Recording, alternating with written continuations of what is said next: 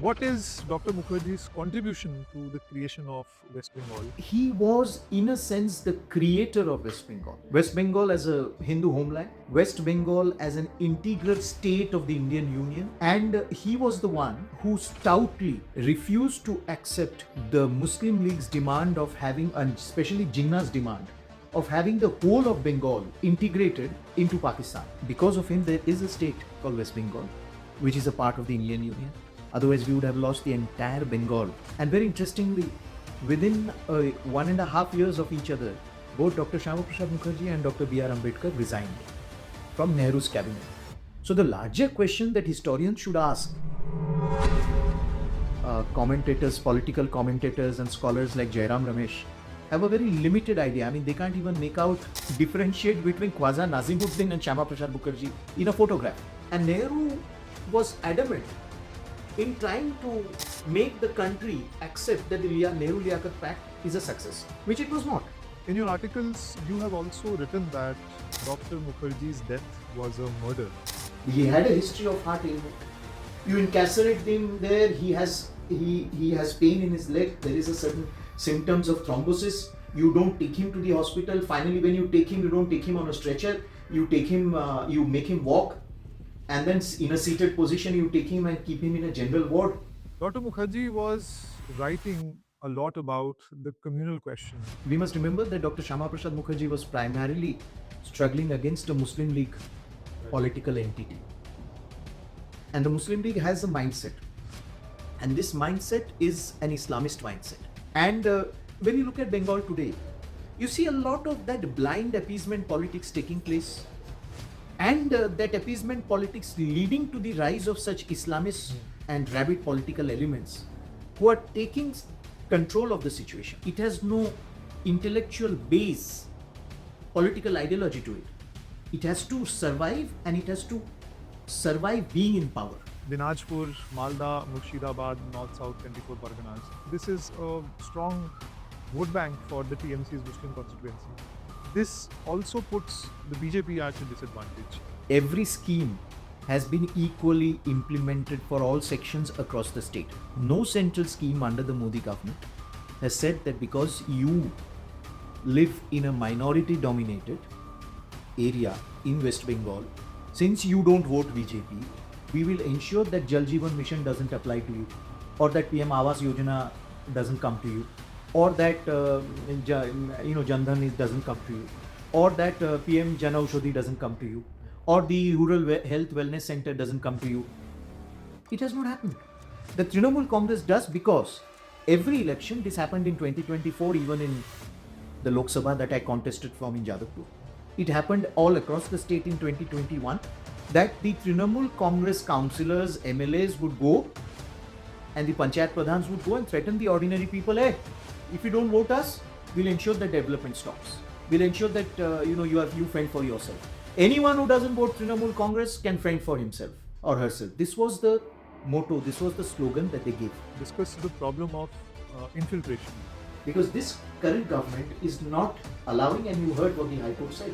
The High Court was very clear when he told the West Bengal Chief Minister recently that you cannot play with national security. You have to hand over land so that fencing can be completed. She has been resisting that. And she never answers that question. Her party men don't answer that question. I don't expect her party men to answer because, they don't have that level. But at least she must. Welcome to the new episode of Man Gan. I'm Pratik, and today we have with us Dr. Anirban Ganguly. Dr. Anirban Ganguly is the chairman of the Shyama Prasad Mukherjee Research Foundation and is also a member of the National Executive Committee of the Bharatiya Janata Party.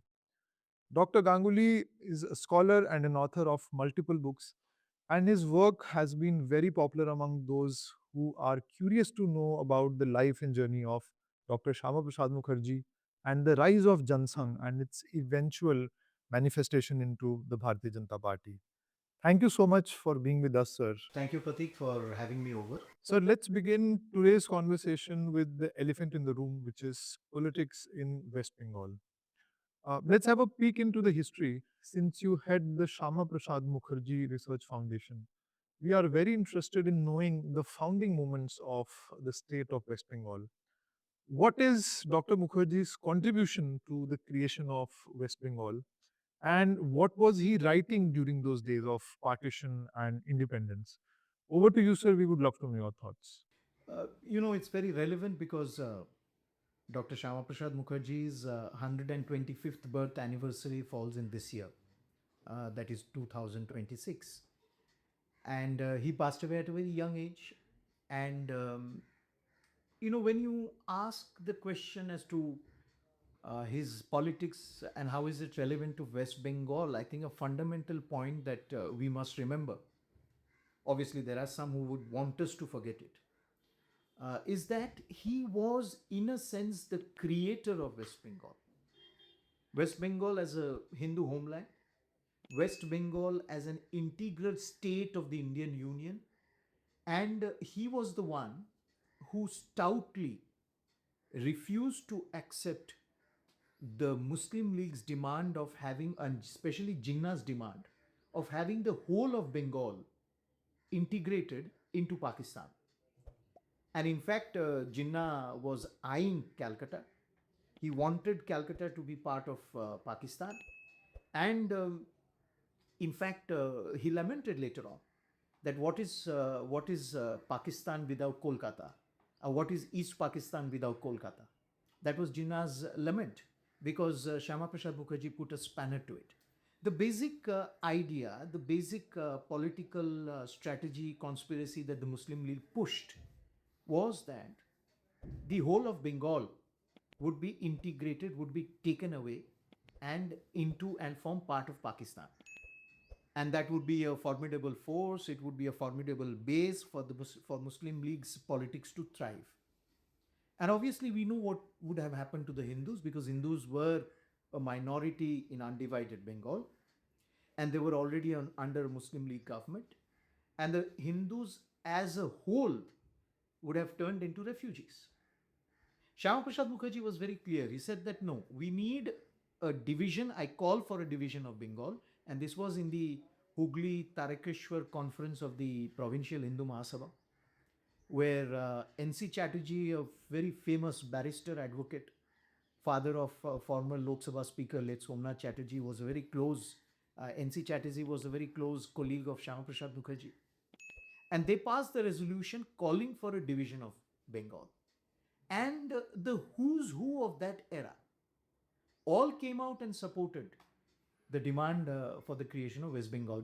Historians like R.C. Majumdar, Jadunath Sarkar, scientists like Meghnad Saha, the who's who of Bengal polity, of Bengali society, the intelligentsia, the leaders of the scheduled castes, all came forward. I mean, section of the it is fashionable for a section of the left historians to say that this was I mean, they echo the Muslim League, the Islamist argument that the creation of West Bengal was an upper caste conspiracy.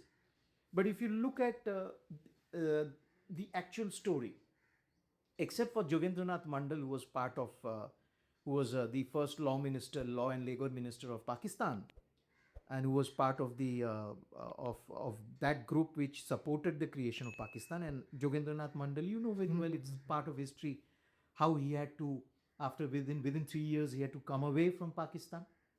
His long 8,000 word letter where he says that it is impossible for Hindus, for scheduled caste Hindus, for all Hindus to continue living in Pakistan under an Islamist regime. He lamented later on. He was apologetic that he supported the creation of Pakistan, except Jogendranath Mandal, starting from P.R. Thakur, the great leader of the Matuas, to Rajbangshi leaders in Kuch Bihar. Everyone supported the creation of West Bengal because they realized that under a Muslim League, Muslim majority province, they won't be able to survive. And it is because of Shyama Prasad Mukherjee, though the left, the communist parties, the Trinamool Congress, the Congress obviously would want us to forget. And by the way, the Congress supported the West Bengal Congress, the Congress Working Committee, Gandhiji, all supported Shyama Prasad's demand for the creation of West Bengal, for the division of the state. And the communist, there was CPI at that time, Communist Party of India.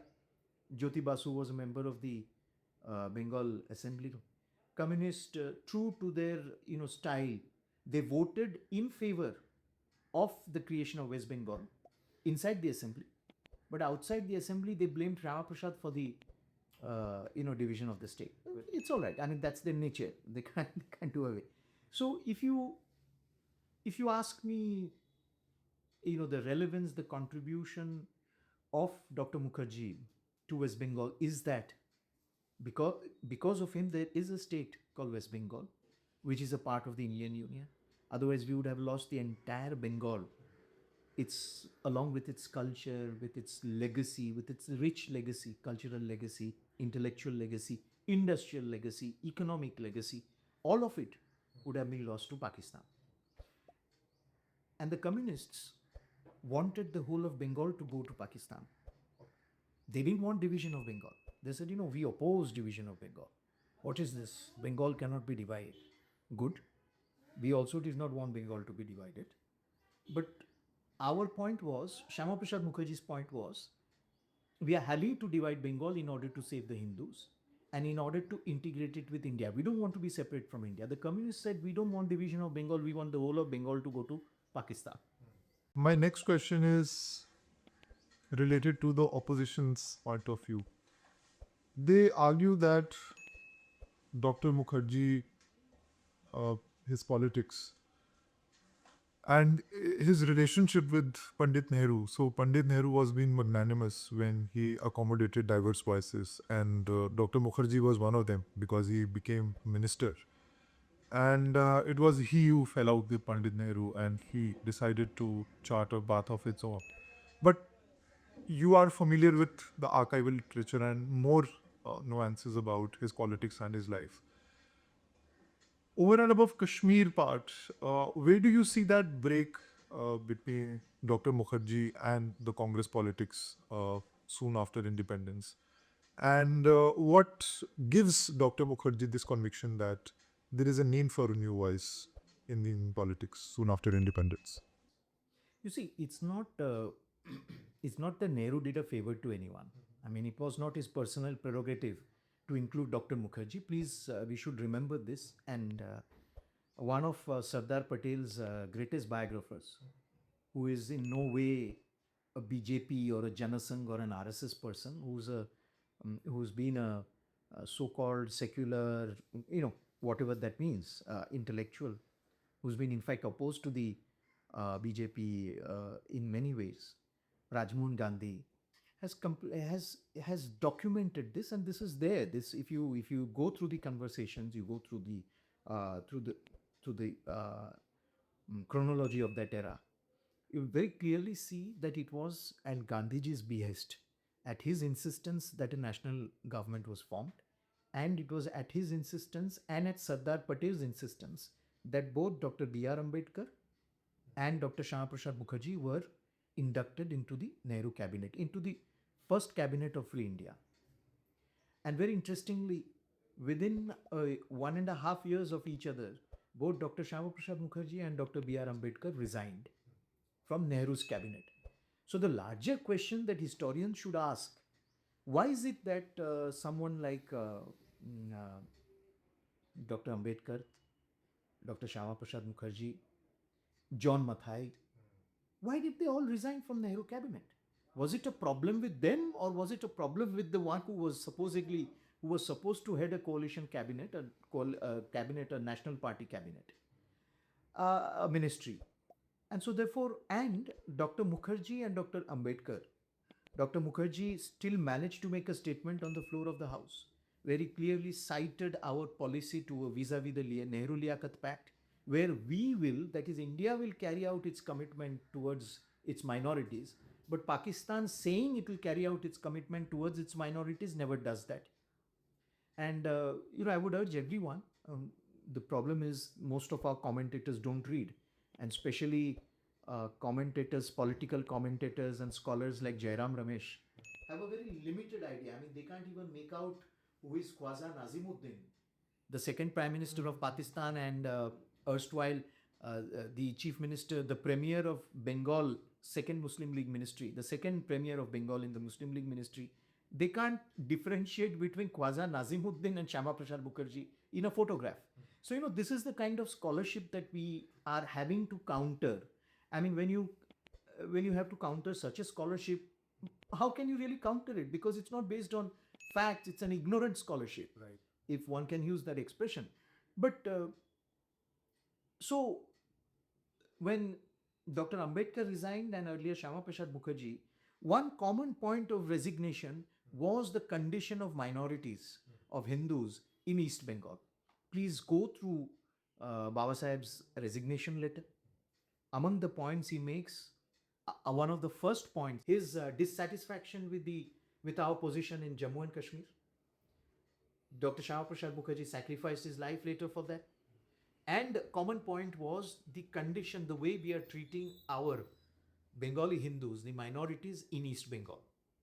So, the point is this, that we need to ask, why did the break come?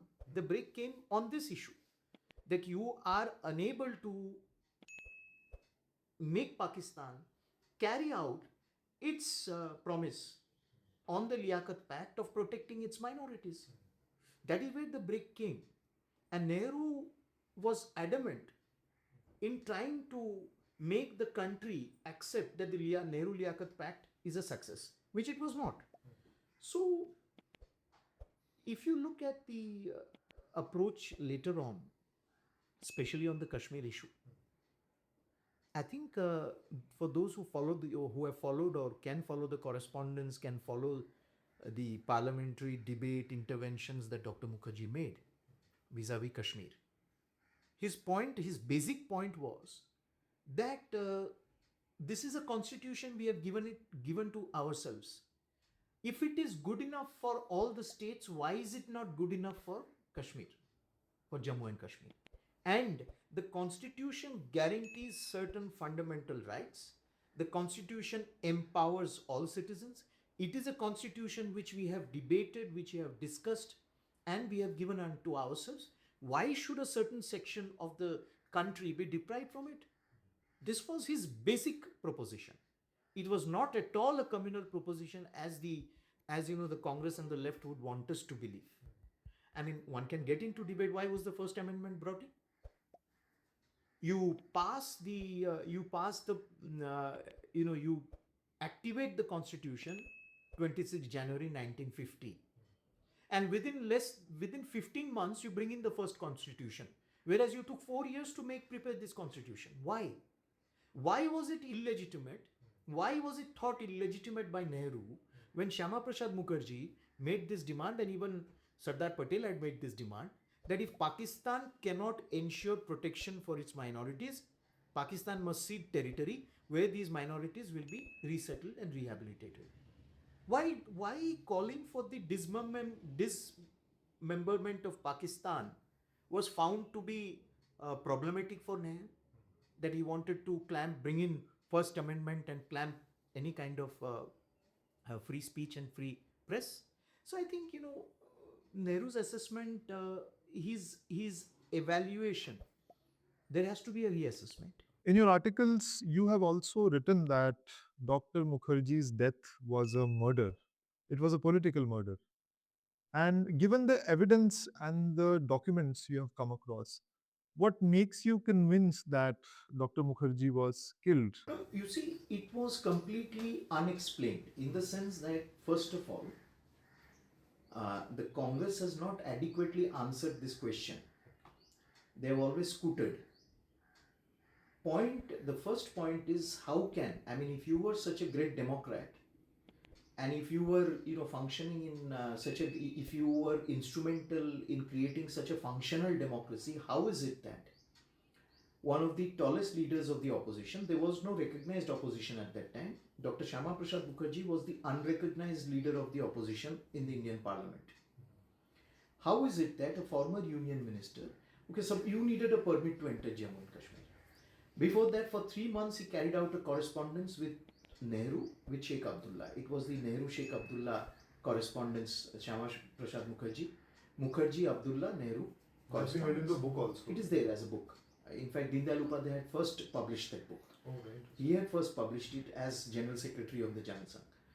Now, after that, he says that I will go there to see the situation, examine the situation on the ground.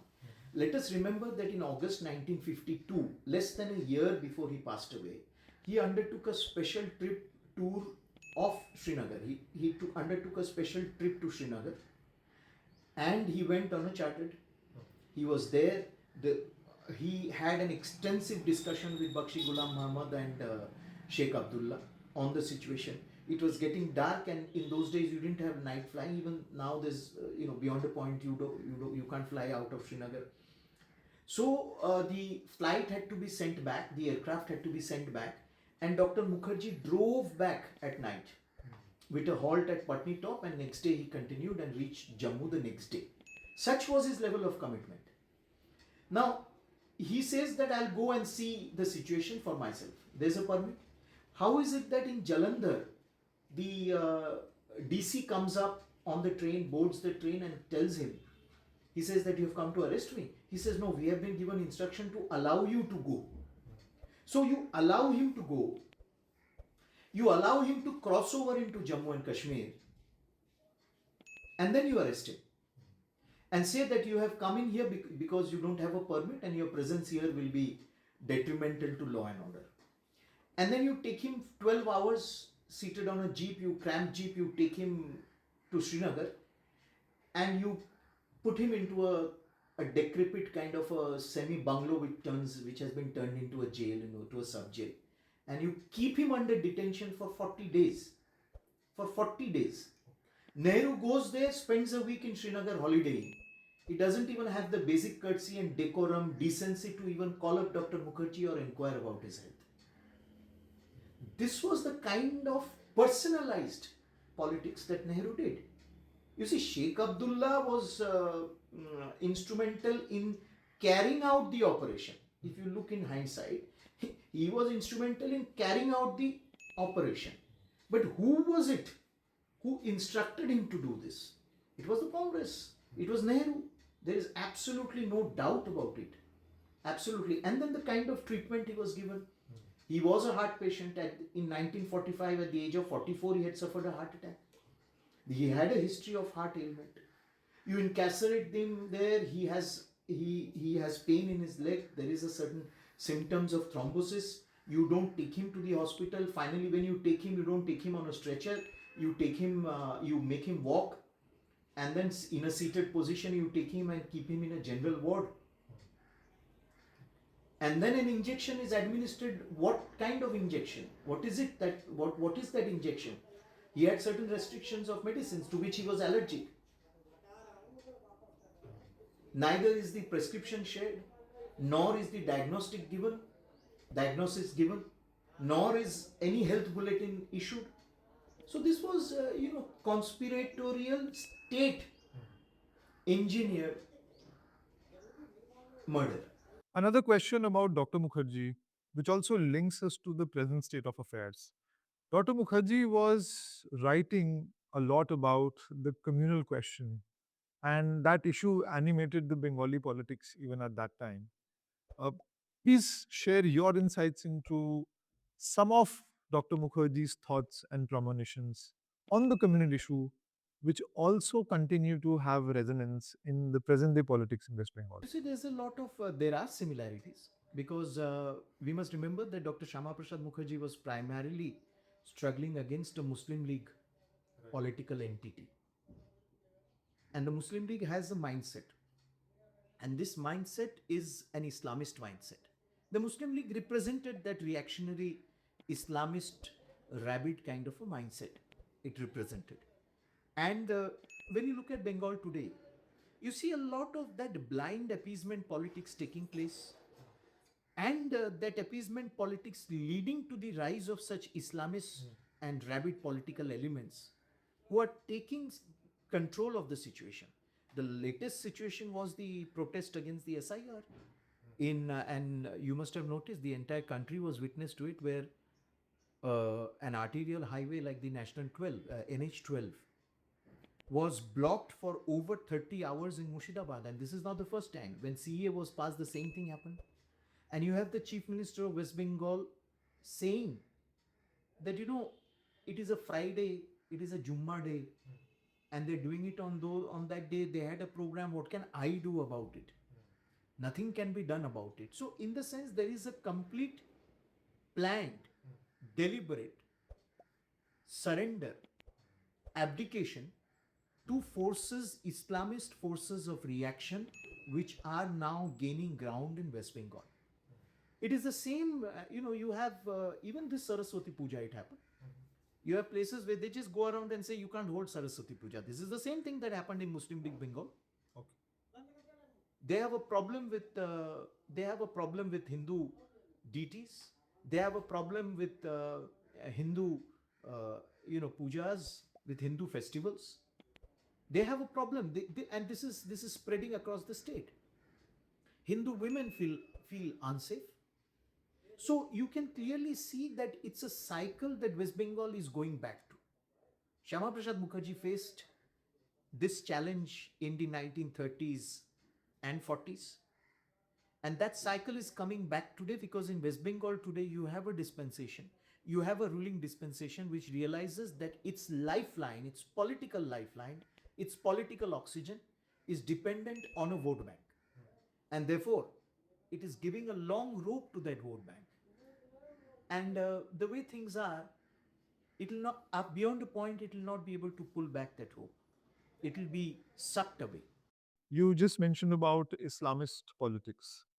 Uh, are you making a differentiation between appeasement of the Muslims and Islamist politics? Are they, or are you trying to say that they are two sides of the same coin? Is there any difference between the two, or you feel that this can be segregated? No, There's no difference. there's absolutely no difference, because you see, once your entire politics is dependent, your political survival, your existence, your the existence of your politics is dependent on a vote bank. You would want to sharpen that vote bank. You would want to keep that vote bank always on the tenterhooks.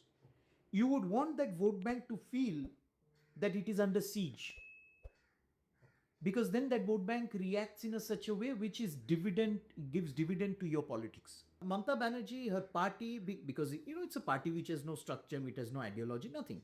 It was a party which was formed as a reaction, as a personalized reaction to the Congress. So obviously that party has no ideology. It has no intellectual base, political ideology to it.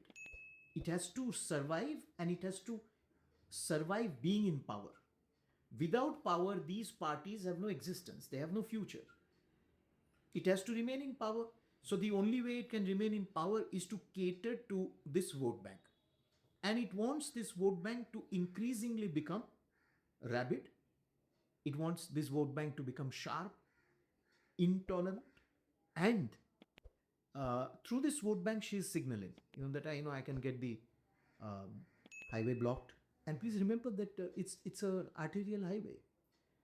In case of emergency, the troop movements take place through that highway from south to North Bengal.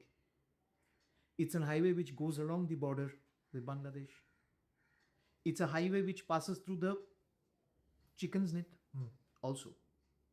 It's that entire geography that is being linked. Adding to this is my next question on the political arithmetic in the state.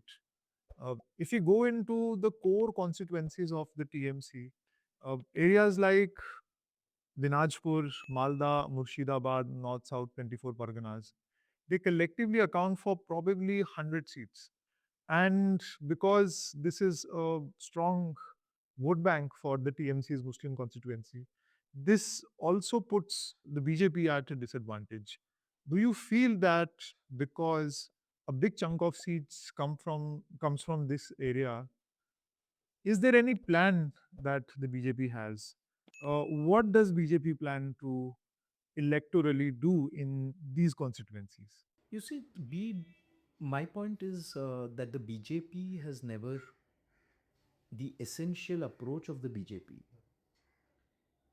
is not based on vote bank politics or a communal approach, unlike the Trinamool Congress.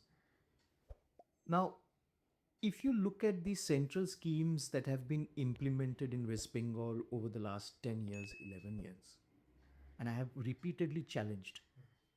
There's not a single Trinamool voice from the other side which has, countered, saying that yes, we have been discriminated. Every scheme has been equally implemented for all sections across the state. No central scheme under the Modi government has said that because you live in a minority dominated area in West Bengal, since you don't vote BJP, we will ensure that Jal Jeevan Mission doesn't apply to you, or that PM Awas Yojana doesn't come to you, or that Jandhan doesn't come to you, or that PM Jan Aushadhi doesn't come to you, or the Rural Health Wellness Center doesn't come to you. It has not happened. All schemes have been equally implemented and across West Bengal, and people have benefited regardless of which community they belong to. So we don't practice this kind of politics. The Trinamool Congress does, because every election, this happened in 2024, even in the Lok Sabha that I contested from in Jadavpur. It happened all across the state in 2021, that the Trinamool Congress councillors, MLAs would go, and the panchayat pradhans would go and threaten the ordinary people. Hey, if you don't vote us, we'll ensure that development stops. We'll ensure that you fend for yourself. Anyone who doesn't vote Trinamool Congress can fend for himself or herself. This was the motto, this was the slogan that they gave. And if you go on the ground in West Bengal today, it's there across the state, and it's very unique. This is only unique to West Bengal. It doesn't happen in other states. And therefore, others cannot really believe that such a thing can happen. You go to a village, you're entering a village, there are no lights. The tap, the, the knobs of the taps have been broken off. Be sure that that village has voted BJP, or that village has voted, or that corporation, that ward has voted for the BJP, or that village has voted for the BJP. So development stops at the door. The road is not made, the lamps are not installed, the taps are broken. If installed, they're broken. This is what happens. This is the kind of personalized politics that the Trinamool Congress practices in West Bengal. And so therefore, our approach is very clear. BJP is there as a party for everyone. When elected, we will be working for the entire West Bengal society, for every community. But there can be no compromise with elements who take into control, who destroy, who create a national security situation. There can be no compromise with that. And number three, please let us remember, historical. West Bengal was created as a Hindu homeland, Bengali Hindu homeland. We will obviously not keep quiet if the Bengali Hindu in West Bengal feels unsafe. 75 years ago, Shyama Prasad Mukherjee and the who's who of Bengal, the leading minds of Bengal, had voted for and created West Bengal as a Bengali Hindu homeland. It doesn't mean the others are not allowed to stay there, not at all. On the contrary, stay together, thrive together, be happy, but don't create situations where the Hindu majority is threatened, and don't create a situation where you threaten the existence of Bengal, of West Bengal, and try to break it away from the Indian Union. We will not accept these things. Now, sir, we will move to some concluding questions. So let's discuss the problem of infiltration. It is a big national security threat, and it appears that infiltration is serious enough to impact the demographic balance in West Bengal. What are your personal insights into the problem of infiltration? Can you help us explain this problem historically, numerically, and politically? And do you feel that given the threat which is posed by infiltration, is there a solution to this problem? You see, the infiltration, the solution is a long term solution. Obviously, there's a solution. One has to work towards it, and there are two aspects that we are already seeing. One is that uh, Prime Minister Sri Narendra Modi has been very clear. In fact, the other day he mentioned infiltrators. It is the right of every country to deport, to identify, delete the franchisee, the delete the all other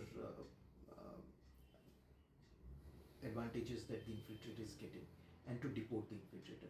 It is the right of every democratic country to protect its own soil, its own borders, and its own society.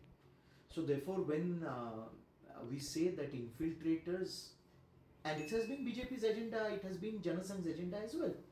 And in fact, BJP was the only party which highlighted this issue continuously for the last 40 years, ever since its formation. And the Janasangh did before that. That infiltration is causing a major social demographic challenge, pressure, stress on India along her borders, especially the Eastern Front. And so, therefore, we are very clear on this. Border development programs have been initiated by the Modi government, which is taking place. And so, therefore, we need a change of government in West Bengal, because this current government is not allowing, and you heard what the High Court said. The High Court was very clear when it told the West Bengal Chief Minister recently that you cannot play with national security. You have to hand over land so that fencing can be completed. She has been resisting that. And she never answers that question. Her party men don't answer that question. I don't expect her party men to answer because, they don't have that level. But at least she must. She has some level. She claims that she was seven-term member of parliament, a former union minister. So she knows what is national security. She's the only chief minister who, at a drop of her hat, she blames the agencies. If there's a blast in Bengal, she's blaming the agencies. She's not blaming the infiltrators. She's not blaming the JMB. She's not blaming the Jamaatul Mujahideen Bangladesh, or she's not blaming Hafiz Saeed. She's not blaming Pakistan. She's blaming Indian agencies for any problem that is being created in West Bengal. So, so you can understand the state, such a sensitive state, a border state, is having to grapple with such an irresponsible elected chief minister. And so, development of border, rapid fencing of the border, nearly 600 kilometers is still unfenced on the Bengal sector, on the West Bengal sector. And she claims that it's the centre's responsibility. It is the centre's responsibility, but it is her responsibility to give the land. Okay. And she abuses the BSF. She abuses the Indian Army. So, with this situation, we need to... Now, infiltration has certainly reduced in the last 10 to 11 years. Because the infiltrator knows that there is no more incentive to come here. So that is there. But in order to make it foolproof, there has to be a change of government in West Bengal. Since you asked, there's a very interesting... you remember T.V. Rajeshwar, who was governor of West Bengal. He was a former director of the IB, a very close confidant of the Gandhi family. He was very close to Mrs. Gandhi, and later on to Mrs. Sonia Gandhi as well. He was made governor of Uttar Pradesh also. T.V. Rajeshwar, as governor of West Bengal, he had a short stint. He would undertake extensive travel across the border districts. And if you go through his writings, he clearly says that it's leading up to the creation of a next state within a state. And he says that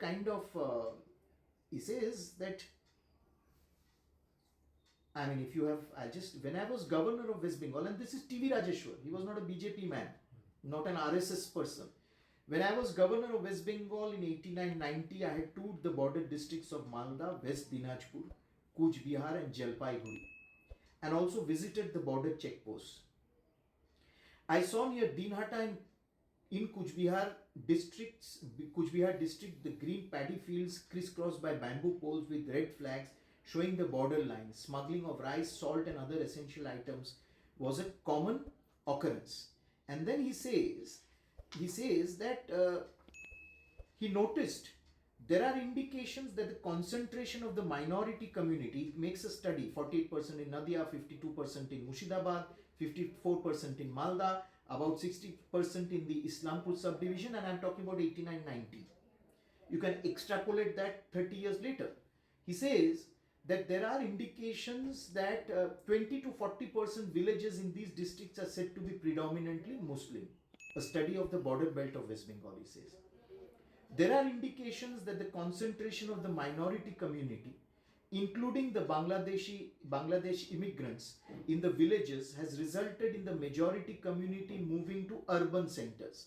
Several towns in the border districts are now predominantly inhabited by the majority community, but surrounded by villages mostly dominated by the minority community. And he says, a study that conducted in 1989 found that the Bangladesh immigrants were in a position to decisively influence over 52 assembly constituencies, while in another 100 they could appreciably influence the outcomes.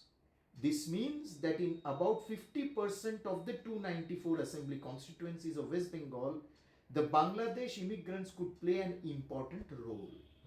And this was in 89-90. Now you see the Congress shouts.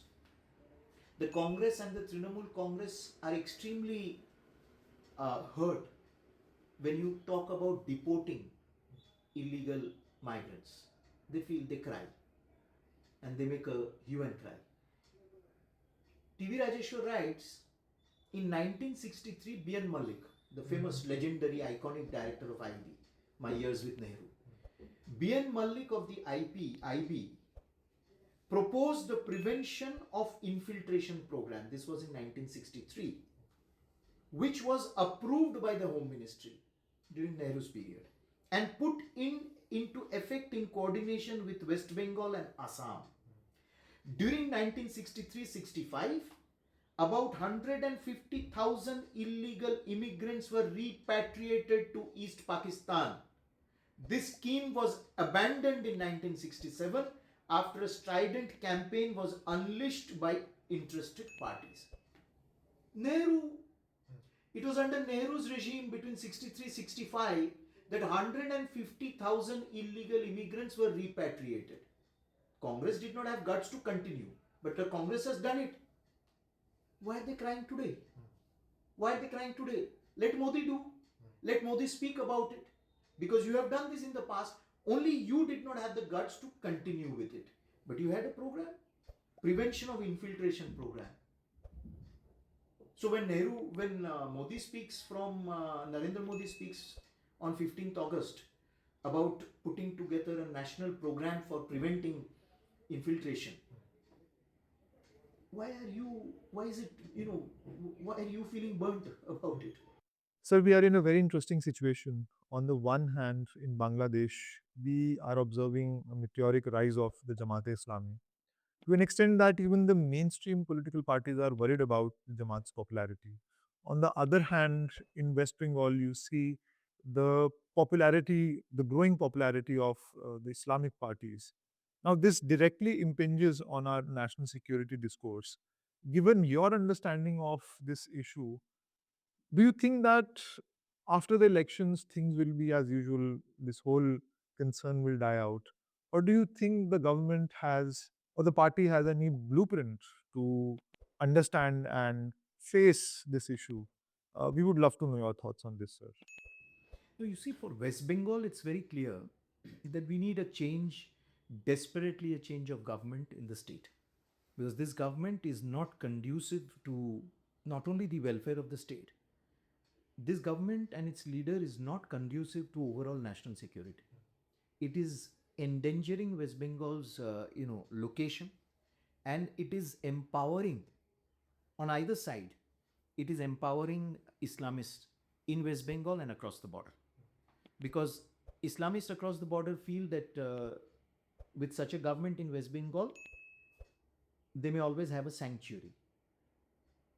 They may always have a sanctuary because whatever you do, if the state government is not amenable to the national security challenges, and if you have a chief minister who keeps abusing the agencies, who keeps saying that the agencies are behind whatever happens in the state, it's not a government which can really tackle the upcoming the future challenges that are coming up. One, two is obviously the Jamaat's rise. The Jamaat has always been there in Bangladesh, but the Jamaat is positioning itself now as a primary principal power. It is looking at itself as a power of as a force that will eventually take control of Bangladesh and of the governance or system there. Obviously, it's worrisome because the Jamaat clearly identifies itself with Pakistan. It has traditionally been anti liberation war. Its position vis a vis India is Pakistan's position, is same as Pakistan's position. And the Jamaat leaders have given no indication of having changed. And so obviously it's worrisome. And you have a section of that same mentality. I call them the, I call it the Razakar mentality. You have a section possessing, driven by the Razakar mentality in West Bengal also. And so therefore it's worrisome. And there has to be a government. This government is absolutely failed in West Bengal. It has completely abdicated to the forces of anarchism and to anti-India forces.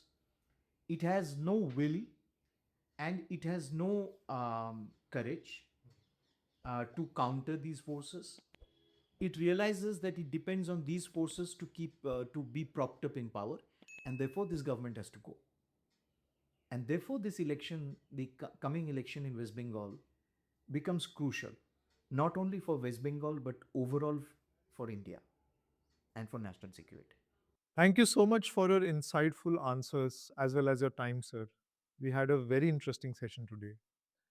Dr. Mukherjee took us through the last 7 decades of the Indian politics and how Shyama Prasad Mukherjee's thought continues to influence and resonate with the Indian political discourse even to date.